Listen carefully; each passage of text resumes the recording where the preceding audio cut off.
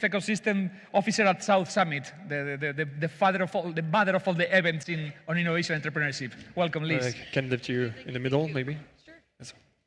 Do you know what? Let's all go in the middle. Okay. All right. Let's stand up. Let's stand up. Get close. Actually, everybody, good afternoon. Are they hearing me well? Thank you for having us. Everybody stand up. Everybody stand up. My biggest cultural adoption that I've taken from my 20 years in Spain is the siesta. It's like keeping us youthful and alive. Everybody stand up, shake your hands, shake your hands, shake your legs. We are skipping siesta, so I'm just trying to oxygenate the bodies and the brains because you're not going to want to miss this next session. Thank you so much. Say hi to who you have next to you. If you don't know them, say hi. Exactly. Shake a hand, make a connection. That's why we're here. That's why we're here. Thank you so much, guys, for putting up with me. I know the hour is getting late, and we want to enjoy this beautiful sunset and this incredible city. Hello, Valencia. Come on. That's a nice warm-up. I think we've done our job. Now let's go. We're done. Just good what beers. We're leading done. Exactly. Dude, I do this for a living. This is my life.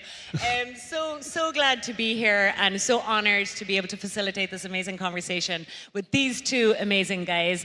The individual on my right needs no introduction, particularly in this city, but nowhere in Spain really, because we have, of course, Iker Marcaide, one of the most successful entrepreneurs out of Spain in recent times, go down in history as legendary. And of course, in more recent years, involved with Zubi Group here locally, taking over the world. Continue. And trying to solve all of the world's biggest problems. You can bring me as your little pitch master when you're going around. So needs no introduction, but really has always been transforming the worlds and the industries that he's working in, and now is doing it in the impact space and the venture space, which we are really excited to dive into in a little minute. And Victor, of course, we have with us as well, partner from Breega Capital out of Paris. This fund are serious players in the French venture capital landscape and now taking over the world, moving into the office in Barcelona, investing in Spain, and have also landed in Africa. One of the first real founder-driven funds out of France, and really changing the dynamic there in a pretty mature ecosystem. So thrilled to have you with us as well, Victor. Thank you. Guys, we have no small task in figuring out the masterminds in the major league of investment, which is what we're talking about here today. I want to bring it back a little bit to basics, right? Because in this forum today, there's a lot of talk around impact investing, what it means for VC, how we're measuring that, how we're going to solve the world. Before we get into that, let's bring it back to the person. Okay, both of you are early stage investors. We have a huge amount of entrepreneurs participating and coming through today, particularly looking at the impact space.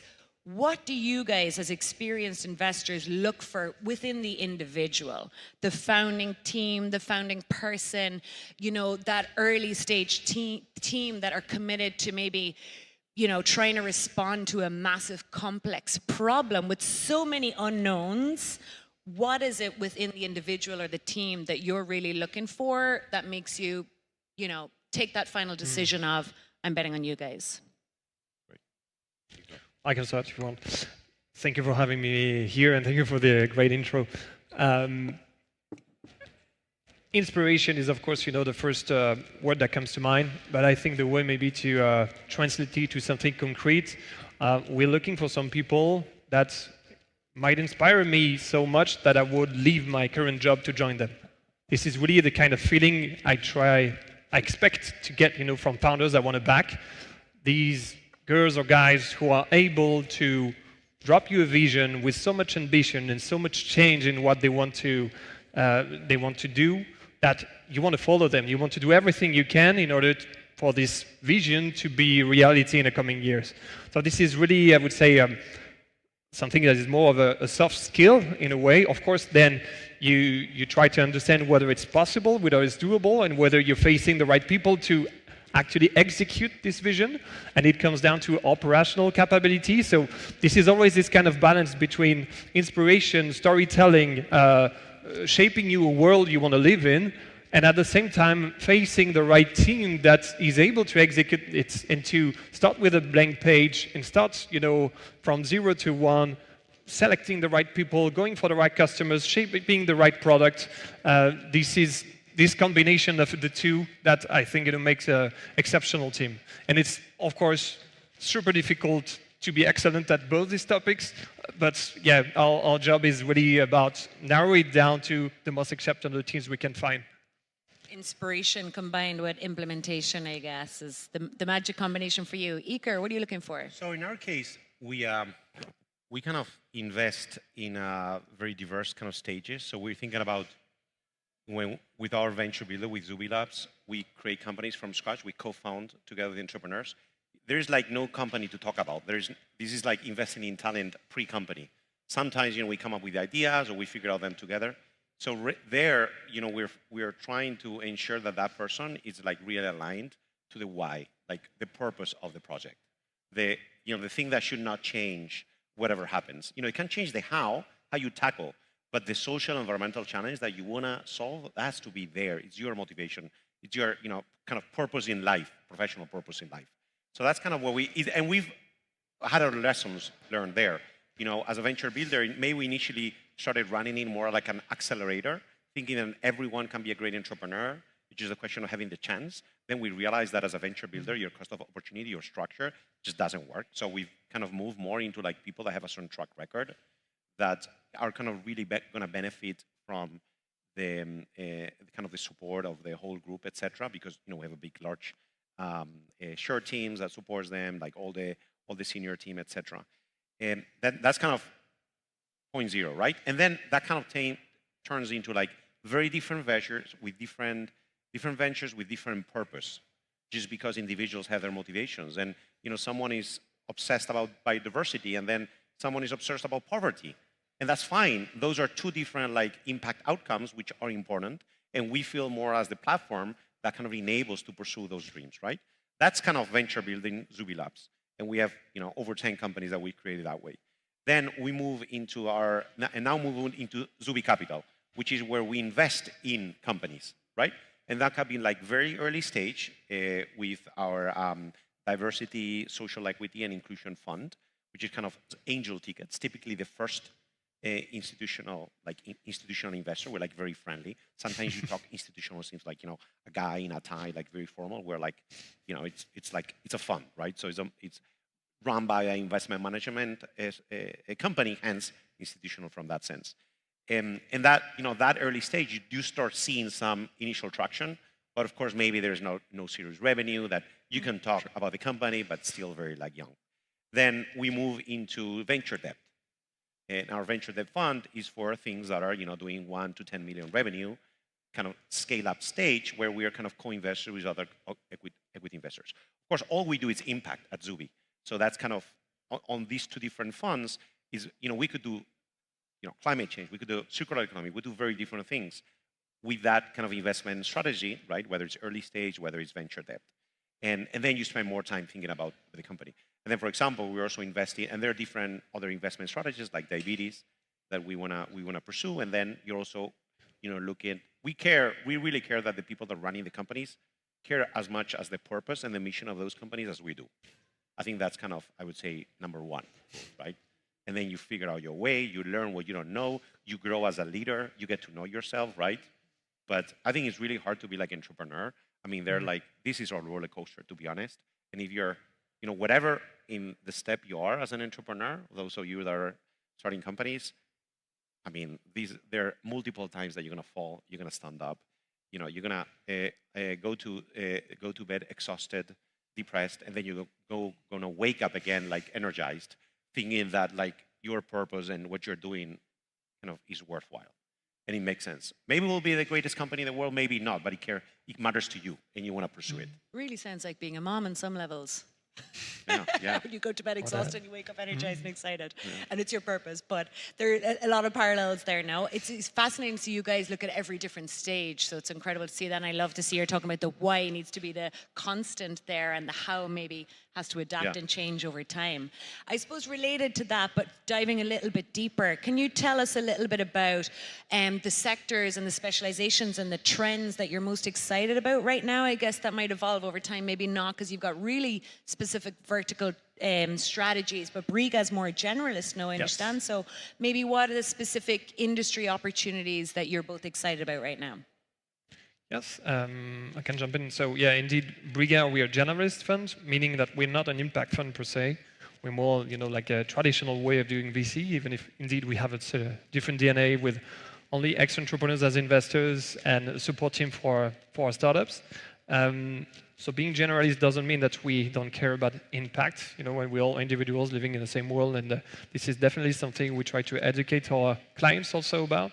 And when it comes to the sectors that we're currently looking at, for sure, there is a big AI wave. Everyone hears about it, and we get to see a lot of stuff about it. I think we're just at the very early days of the applications we can have in so many different fields. So we pay a lot of attention to what's going on in this new wave of technology, new maturity of technology that was pre-existing before, but where we see more usability, let's say, and more potential impact for tons of sectors.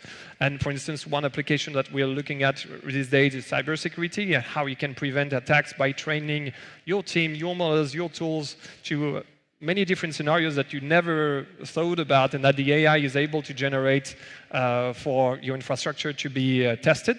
And I think it's a good way to protect on potential vulnerabilities or threats. When it comes to climate, this is, of course, a key topic. And of course, we see more and more teams that are driven by this need for action. And so we see tremendous entrepreneurs coming to us, willing to start their journey on that topic, especially these days. And we were discussing it a bit earlier, but everything about the prop tech energy sector is something we deeply look into. What I mean that is solar panels, heat pumps, or home insulation is something that is super, super tangible and drives a real impact, and that is a big market opportunity. Especially here in Spain, when it comes to solar panel, the penetration rate is so low. It doesn't even make sense, why it didn't boom before. But I think these are sectors where we strongly believe, category leaders are going to emerge, and it also matches, the climate and impact thesis as well. It's exciting to see more traditional VCs, let's say, look at more kind of tangible impacting sectors as well. So it's exciting to see you guys move into that space, and we'll come back to that. Iker, you mentioned some of them, but talk about the fact that you guys are exclusively impact driven, and what are the verticals you're looking at? So kind of we go back to the origin. We started, the first project of Zubi was a school, right? And that's here, Imagine Montessori School. So for us, education is things we always kind of navigate around, and with different angles, whether it's children, whether it's, helping people at risk of, exclusion. How do we enable them a better life for themselves? Education connecting a lot with poverty, for example. So that's a theme. Also, the second project was, Barrio La Pinada, which is all our impact real estate projects. So from there, all the spin-offs around prop tech, climate tech, how it connects to the city, from like, Woodea with the wood construction company, or like Nido, which is kind of displacing gas boilers with heat pumps, or like another project we're putting together on retrofitting. So that's kind of an ecosystem for us as well. Maybe there's another ecosystem I would think about climate change, which is how can you kind of science-based deep tech solutions, how can they solve in some of these issues, and spending quite a bit of time in renewable fuels, in particular hydrogen also, like kind of where are the angles there we can tackle, kind of mainstream and give solutions some of the environmental challenges. Those are some, but then we also kind of start launching new things. Like when we start to think about like new themes, it always starts with like someone that is passionate about something, right? So, we have now our first project in the food system because there's an individual that really cared about this. And there was a great opportunity, and we just kind of pursue. And maybe we start kind of creating those verticals or those synergies. But it's true that because we have the, co-founding activity, which are venture builder, we have our investment, and then we have our like group companies like the schools and Zubi Cities, which are impact real estate division. That gives us kind of maybe as an unfair advantage of seeing needs that are untapped, and maybe there is an opportunity to create a company around that. Maybe not. Maybe there is, right? So at least you maybe have an initial customer, you have an initial someone that you can talk to that is not so lonely. So that's in some sense what we try to build. So sometimes there is opportunity to like look at a moonshot of something we don't absolutely know anything, but but the ramp up period is longer there. We also do those things, but if there is an individual who really cares about a certain outcome, and wants to kind of spend that ramp up also in that process. So it's such a unique structure in that you're looking at multi-stage and you have different vehicles literally to kind of pursue different opportunities, which is quite a unique model. To come back to the more traditional VC models, so I do consider myself a recovering venture capitalist. At South Summit, we've always had a much broader sense of what entrepreneurship looks like and has gone beyond, say, just tech and digital. But now we feel a huge responsibility to go much further beyond on that, and that, you know, really change the face of, say, startups, tech, and entrepreneurship from the inside out. And Maria is the first to admit that our founder is a 70-year-old Spanish serial entrepreneur, and the team is 85% female, and you know, we have a kind of a different DNA, let's say, than a lot of companies of our style born in our space at our time. I'm deeply passionate about venture capital and financing models that really can scale technological solutions or any kind of solutions disruptive really at a global level. And I love this conversation and this whole conference because you are here for a very specific reason. This is not just an impact event, right? And if you look at the spectrum of venture capital and impact, they're really starting to overlap in terms of mission, challenge, and market opportunity. Let's be honest here, every single crisis is a massive market opportunity in many senses. And I think there's so much from each side to learn, like the venture capital in terms of scaling capital, scaling disruptive solutions fast, and on the side of impact, understanding those measurements, understanding the impact that's happening. What has to happen inside of VC, Victor, for this shift to maybe happen more quickly? Or what are some of the tools, the metrics, the models that you guys are looking at as a fund or any other funds you've seen in the market to make that change happen? Because I think that's becoming more and more urgent, and venture capital is famously known for not innovating. So maybe give us a little bit of your perspective on the change that needs to happen to kind of see the scale of solutions that we need today. Yeah, with pleasure. Now, you said it, I think the first need and the why, I mean, even if it was just pure rational decisions, just if we don't, we're going to miss, you know, great opportunities. And our job is just to make sure that our LP money goes to the right direction and to the most successful journeys that there are there.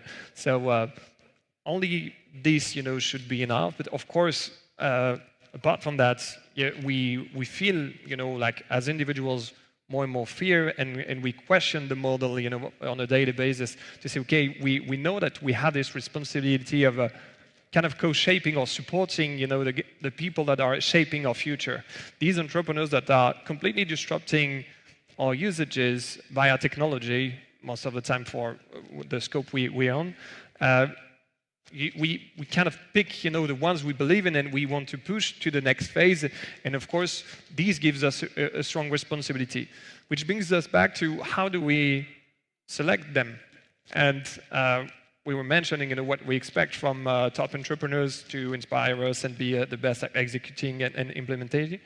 There's, of course, these CSR impact component, which is super important. And I see, you know, also among my peers that more and more of them have internal grids in order to also filter down, you know, to the ones that will embrace, you know, these new trends and new needs. I think here, what we implemented internally is that very concretely, we have a process where the partners meeting comes quite early in the process, just to make sure we all align that we are seriously looking at the opportunity. And on top of, you know, internal debates we might have, we have a grade that is given by not only the investment team, but also some other people in our team that are in the back office, in the support team, etc., just to make sure we don't have too much bias from the investment team there. And we have like 3 categories where we grade the companies. One is environment, the other is ethics, and the third one is philanthropy and economic responsibility. They're given a grade between -2 and +2, and we have 2 rules. We need to have at least 80% of positive impact in our portfolio, and it's impossible to invest in a company with a grade below 0, that neutral impact. And this is something that we started to implement for us only, and at some point that we also presented to our clients, to our LPs, and the thing is that they were really happy about it. Because I think they also lack of visibility in traditional portfolios to say, okay, where does my money go? What impact does it have on top of the financial return I can expect? And everyone is, of course, it's a good thing, just feeling so much pressure on these topics, from a customer point of view, from their employees, and also as individuals, that they need also the ecosystem of VC to serve them with better transparency on that, and also show them that their investment strategy is taking care of that. That's awesome. So you've actually introduced it into your decision-making process. And Exactly. how long have you been using that model? We started 2 years ago. Cool, excellent. And you're finding that that can maybe positively impact self-selection in founders, but also LPs potentially? Yes, because indeed, LPs, we know when we, in the discussion, when you're here also to sell your vehicle, to sell your financial products, this was not the case a few years ago. It was maybe not part of the equation when they were selecting the right fund managers, but now it's a mandatory topic. I'd love to see over time if your criteria and selection bias is heavy-ended on the financial returns with the impact returns. It's early to say, but it'd be interesting. And maybe you guys have a bit more experience in that. So I want to put a really blunt question to you. I mean, you've come from the world of tech and venture capital and all the way to NASDAQ, right? Is there a trade-off? Is there a financial trade-off on not investing in the typical scalable tech type profile opportunity, or what is that? How do your LPs look at it? How did you approach that, both as an investor and a founder, I guess? And how we think about kind of the future of venture capital. So, maybe I'll disappoint someone in the audience, but we don't really care about venture capital. We don't really care about having huge exits. We don't really care about going IPO. For us, all those things are not the end. For us, that's a means. Today, that's the best means that we see to solve a challenge. For us, what really fires that up is there will be no poverty in the world. Climate change would not be an issue. We all could take care of our families and provide them well-being, and so on of the things that we work. So to achieve that, we need to create amazing global companies that are leading industries. To make that, we need to attract the best talent that really cares about this and wants to do it together with us. So that's kind of our end goal. We're super laser focused on the outcomes. What's even the right way to tackle the opportunity? To be honest, creating a company, it's a lot of work. If we could choose to invest in someone who's doing a great job at solving something we care, we'd rather that. In fact, if they were we create funds because we see gaps in the market that are untapped, that are unsolved, and we care about those. But to be easiest, the easiest is just to invest in funds. That's the most passive. But if we're focused on what's our additionality, what can we create, how can we maximize impact, what we've seen is that sometimes it's investing in companies that are growing, in companies that are doing a great job. Sometimes it's creating companies from scratch. And to solve that outcome that we do care about, these companies need to scale up. If we want to invest in a lot of companies of things that we care about, we need to provide market returns to our investors, right? And that's kind of, in Zubi, we work in market returns. For us, there's no trade-off. So companies like, Cocircular that, has this year saved 1 million tons of waste to end up in landfills that we created. There's no trade-off. The more money it will make, it's the more million of tons they will save going to landfills. We like that direct correlation. We don't want trade-offs. We want to ensure that financial success is actually maximizing social and environmental challenges. That's awesome, yeah. And you can kind of see the passion and the clarity around that, which I guess makes it easier for your co-investors and anybody coming on board with you guys, that no compromise required. A compromise is just not a consideration, that it really has to be pulling in the same direction. And we're almost completely out of time. But to leave on that positive note, and I suppose you've given us an example, but can you both give us an example of a company in your portfolio that you're just super excited about, that you can really see start to move the needle? And if they go big and they become a category leader, we can really see tangible solutions to some of these complex problems. I'm happy. So, for example, the one we started that kind of illustrates well the journey is we started Barrio La Pinada, which is this eco district here in Valencia. We saw that building with steel and concrete would not make sense, would not help us kind of reduce the carbon footprint. And we started thinking about what other biosolutions and biomaterials. We thought about wood.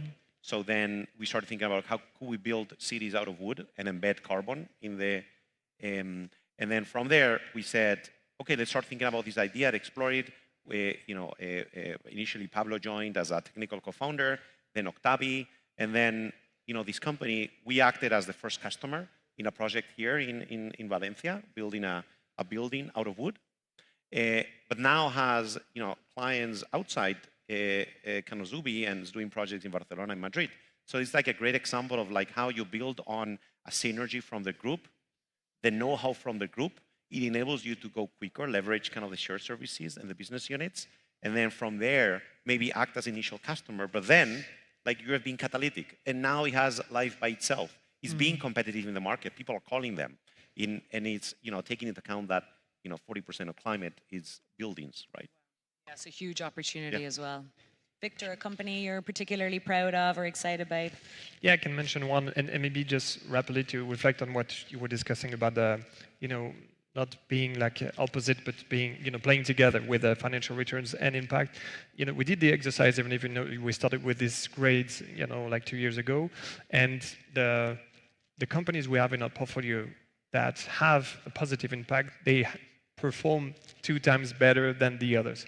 So that's just for us, a clear view that it makes sense for on those assumptions.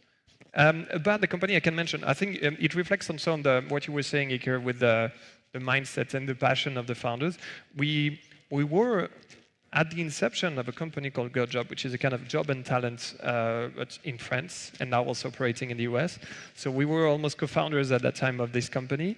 But what we really fell in love with was the vision of this founder, Pascal, who is the CEO, whose view on that temporary job market was to replace the worker at the center of his value proposition, and to give a chance to some people that don't necessarily have the skills to apply to a certain job, to just do it because they've been good at previous missions. They've been, offered the chance to actually try something that may require some training, but try to convince, their employers, the clients, to give them the chance. And this is, for me, also a way to say in some pre-existing traditional businesses, there is also room for impact and to just maybe flip the coin and try another angle. And this is what makes these workers, for sure, more engaged, and they find maybe more interest and purpose in their professional lives.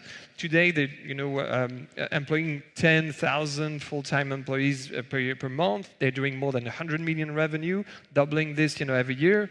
And so not only giving them the chance, but also some financial services, some training also for some other jobs they would love, to be offered. So I think this is. And the mindset of this entrepreneur is, from the very start, most of his shares are actually owned by a foundation that he created, where then, we invest in this money in some projects for excluding youngsters that need to be back, brought into the traditional education system, etc. So I think, indeed, it's not necessarily only with, of course, new materials, but also like new business models and new aspects of a historical market. We're totally out of time, so we're going to have to leave it there. But amazing to see from both you guys and from your portfolio that doing good is still good for business. So thanks a million for being here with us. Thank you very much. Thank you. Thank you. Good to see you.